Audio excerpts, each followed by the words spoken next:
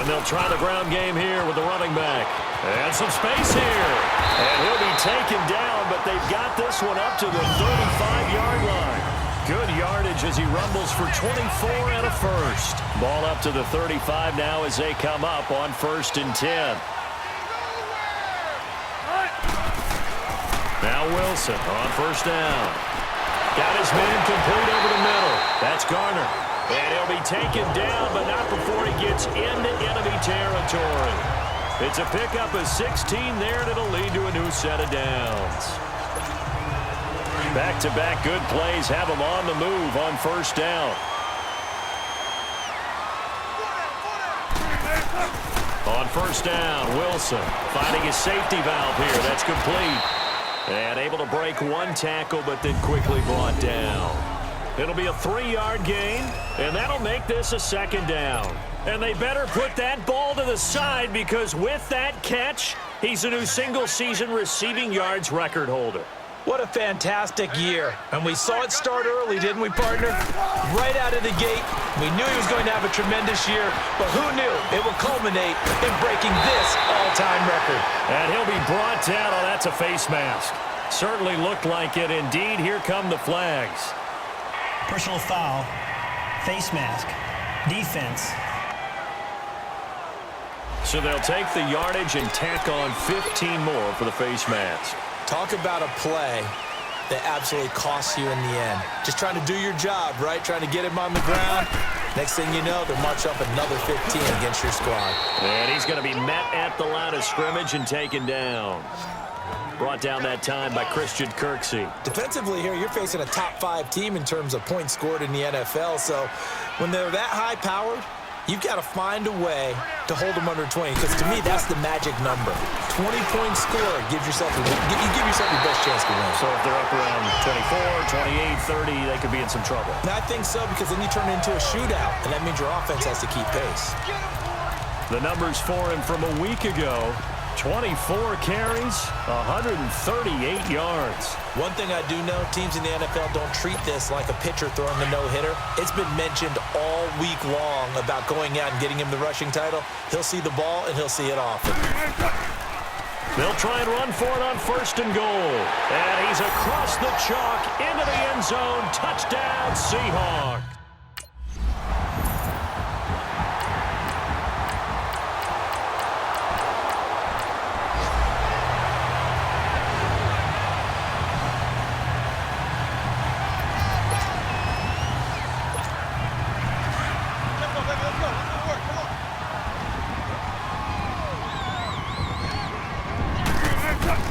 They'll throw on 1st down with Wilson. And the catch is made here by Tyler Lockett. And he'll get it up to the 33-yard line. Give him 9 there on the 1st down completion. Nothing fancy on 1st down, but a very consistent type of a play. Hit that slant. A lot of people call it an extension of the running game. And it can be if that pass is completed. Because you hit a guy on the run like that, you often can go for big yardage. Sets him up nicely for 2nd down, staying ahead of schedule. It'll be a loss of a full 3 yards there, and it also brings up 3rd down. It's a tough one right there. He ran right into the teeth of the blitz as the linebacker was freed up in order to stuff that one for a loss. I think quarterbacks got to see that. Got to find a way to audible into something a little more advantageous. Just 4 yards on the pickup, but that's good enough to extend the drive. And now, partner, he has surpassed Marvin Harrison's record for most catches in a single season. He's got 144.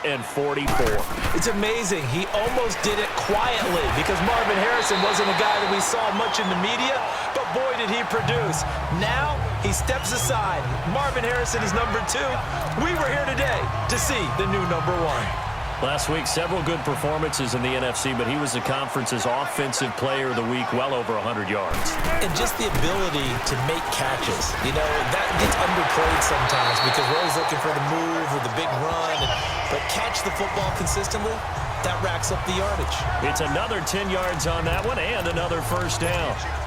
Brendan, guys do whatever it takes to have fresh legs late in the season nowadays, don't they? How about him last week, Week 16, NFC Player of the Week for his performance. Probably means a little bit more to him later in the year, doesn't it? Because of what you just said, the fatigue for a running back throughout the season. Shows the off-season training and the endurance that he created in order to have that type of a game this late in the season. One thing you're hoping for when you run drag routes, you're able to hit a receiver in stride, and he can pick up a lot of yardage after the catch. But in this situation, the defense was effective, able to stop him before he could get a good head of steam going. And he's going to fight his way forward here for a modest gain. It's a 6-yard run, leaves him with about a foot or so here still to go to hit the marker with third down coming up.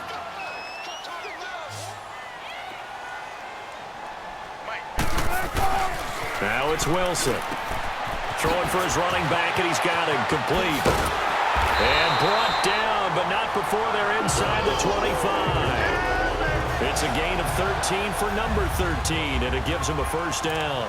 2 minutes to go here in the first half. And we remind you, coming up at the half, we'll join who, Charles? The coach. The coach, Jonathan Coachman, standing by in Orlando. He'll have stats and scores from games in progress, as well as scores from earlier today. The coach. We get slap happy up here sometimes. Give him 3 on first down. It'll set up a 2nd and 7.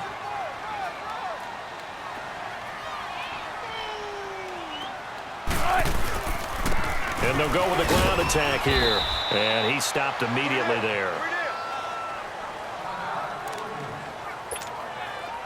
So they need 6 yards here on third down. They're 2 for 2 on third down tries so far on this drive. From the shotgun, Wilson is going to flip one out here to his running back.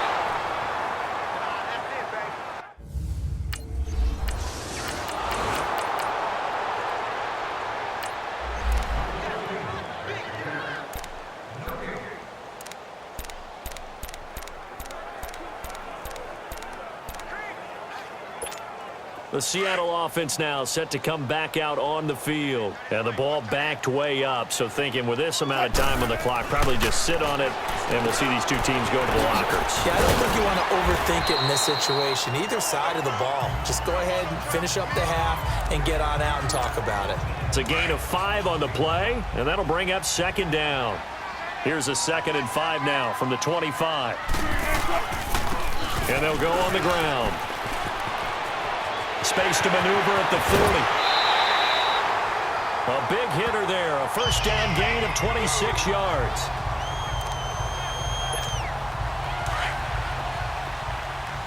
Let's go. Hey, alert. Running game working. They'll stick with it on first down. And he'll be brought down somewhat awkwardly here, and a late flag as well. I think this one's going to be a face mask. Personal foul, face mask, defense. Officials so... The Seahawks offense now, they get ready to come back onto the field. They built a good first half lead. Now they have a chance to add on to it. And what I'm thinking is that the offensive staff spent the entire halftime just working with them on, here's what we think they're going to do to attack us in the second half. Nice first half that we've had, guys, but be prepared for some change-ups. We're going to see them when we kick it off in the second half. See how they handle any adjustments that might be made defensively. A big hitter to start the drive has him up near midfield here for 1st and 10. Wilson fighting his safety valve here. That's complete. That one good for 16, and the drive will continue. We can talk all we want about football being a game of strength and brawn. It's also a game of mismatches, and they're trying to create one there, getting it to their back out of the backfield to make a bigger play. As we often say, get it to him in space, let him use his leg. Yeah, if he can get a matchup against a linebacker or maybe a defensive end dropping out in a zone blitz, he's going to win that battle just about every time. Give him 9 there on the first down completion. I always laugh when people say, what's the toughest route to defend? And I'm like, any of them, especially if it's a good receiver. That makes things very difficult. But when you're running a drag route, something short, shallow, going through defenders, as almost as screens in order to get open, that makes things tough for guys trying to get to the football. Really good defensive effort. They were all over that little swing pass out to the right side before lost yardage. Terrific read, better execution, and done with a lot of enthusiasm, wasn't it? Absolutely. They saw it all the way, ran to the football, and caused a nice play for lost yardage. And inside the 20 before he's brought down. The 13 yards that time at a first. Another fine carry from the NFL's rushing leader, and quarterbacks typically dominating the MVP balloting, but I think you got to give this guy serious consideration, don't you? I agree totally. I mean, he's leading the league in rushing, and let's face it, partner, the running back renaissance in the NFL, it's real, and it's really helping teams along the way. He's a prime example. Got to give him strong consideration for MVP talk. A lot to praise on this drive, obviously. I know you're seeing what I'm seeing. Those guys up front, they're getting it done. Doesn't matter what play is called. They are handling their business at the line of scrimmage and dominating right now on this drive.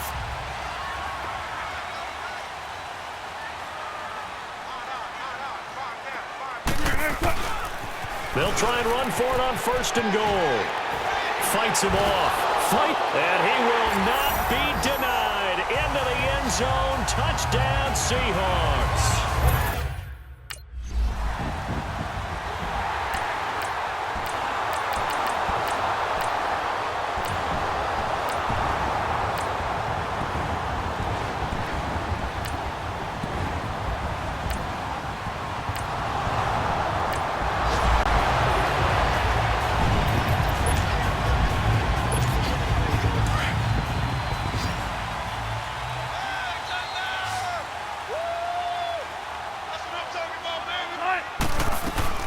They'll run it now out of the gun. And he'll go down right at the 30-yard line. Emmanuel Ogbah there on the stop. Ball on the 30. They'll come up with a 2nd and 5.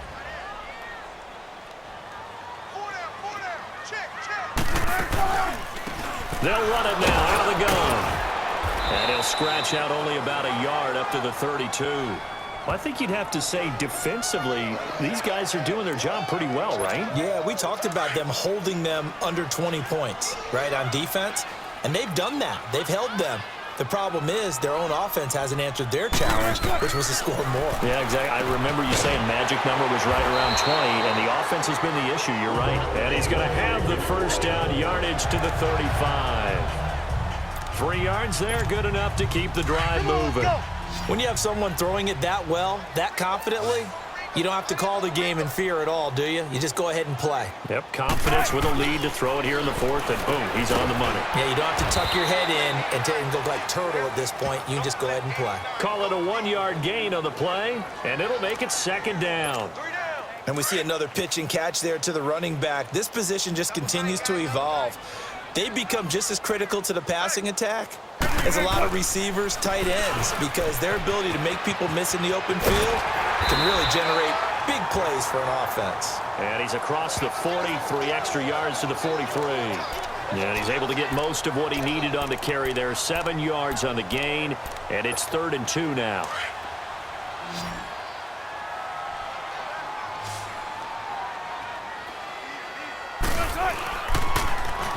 Now they'll run it on the toss.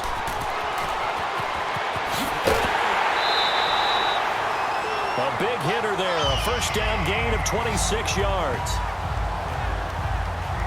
He's still rumbling, isn't he? Still looking fresh in this one despite the heavy workload. But you and I both know, well-conditioned, and he did tell us that he thrives on being at his peak late in ball games. And they'll run it here. And he's going to get this one down to the 30. Just a yard on the pickup there, and it'll bring up a 2nd and 9. Bottom line, they want to keep this clock rolling, so they'll take that one right there. They just want to keep falling forward, and they want to put the onus on the big fellas up front in order to bring this one home.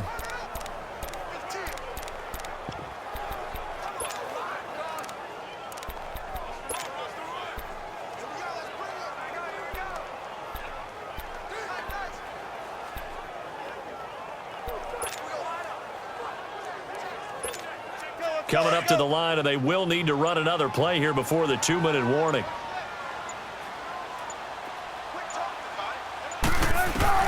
Now they'll throw it with Wilson. And his throw's going to be incomplete. Tyler Lockett was the target there. 3rd down here. Defensively, celebration time because they finally forced an incompletion. He was perfect throwing the ball to that point. Yeah, but from his viewpoint, they didn't force the incompletion. He just missed. That's how hot he is right now, and that's how he wants to continue to throw the ball. Throwing for his running back, and he's got him complete. And taking it to the 15-yard line before he's brought down. 15 yards down to the 15 and a first down. Time for a break. We're back to finish this one off after this.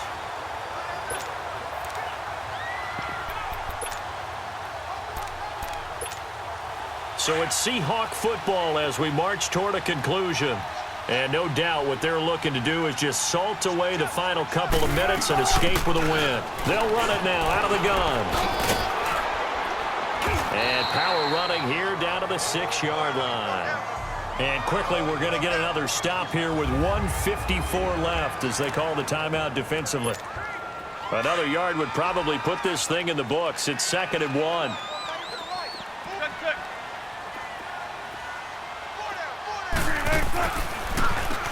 They run a draw here on 2nd down. And the stop will come inside the 5 at the 4. And now the Browns are going to take another timeout. And they'll be disappointed to have to burn one there after giving up the first down. A good chance now to put this game on ice. This is 1st and goal. They'll try and run for it on 1st and goal. And he will not be denied. Into the end zone. Touchdown, Seahawks.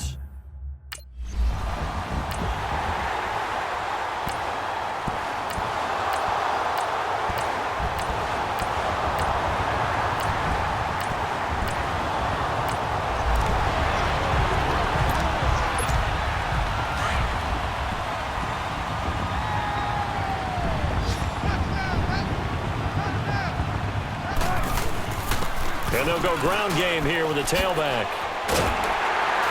And past the 35, he'll be dropped a yard or two shy of the 30.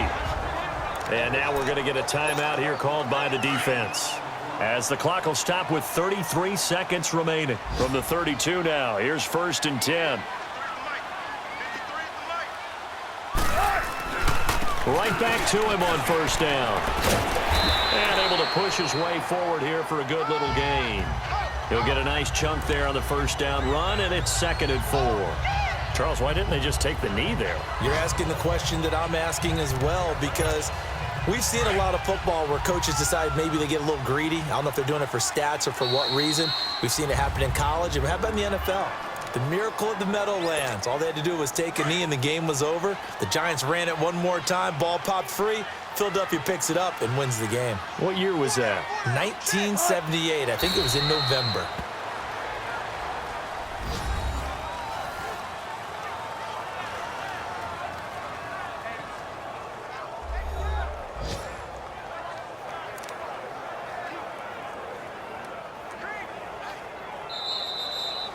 Well, partner, there's something special about a game in the snow. Just always fun in these elements, although a little chillier up here in the open-air booth. The only thing that's not fun is that we got the mid-game notification that our flight was canceled tonight, but we'll deal with that later. It was really a fun game to watch, though. It was, and there is something special about games played in the snow because the element of surprise